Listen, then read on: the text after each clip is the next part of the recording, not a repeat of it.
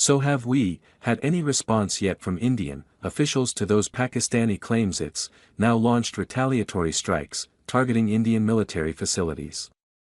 We are waiting for an official briefing from the Indian armed forces that should take place at 10 a.m. local time, 4:30 Greenwich Mean Time on Sunday.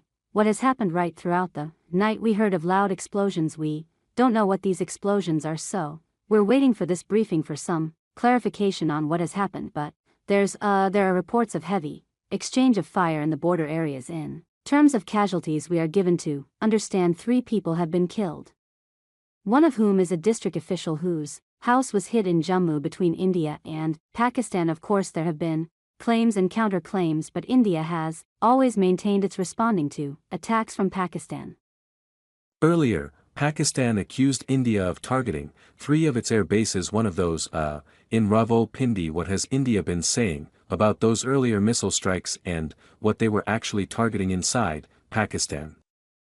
As of now, I cannot confirm what India has said because there is no official word. Maybe in the course of the day we will hear even from the Indian armed forces when they hold this briefing on what has happened throughout the night. But much of the escalation took off on Friday evening. There was a complete blackout in Jammu and surrounding areas, sounds of heavy artillery fire and gunshots throughout the night.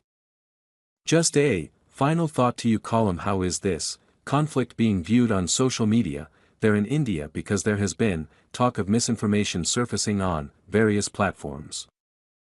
Absolutely, that's a completely different world. If you were to look up on India-Pakistan tensions or anything related to India-Pakistan, social media is throwing up a heady concussion of, fact and fiction pulled together. It's hard to differentiate between what's real and what's artificial intelligence, hard to differentiate between propaganda and facts that are being put out. In fact, since the April 22nd attack in Palam, when 26 Indian tourists were killed, the escalation has been a talking point throughout India. People are concerned, people are worried. At the same time, Indian government agencies are putting out information trying to calm people, saying that, we have supplies of oil, we have ascension supplies, so much so that on social media there's news of people panic buying, and that's because of what they are seeing in social media, saying that there'll be a shortage of oil supply or ascension supplies, and the government agencies are trying to calm people down.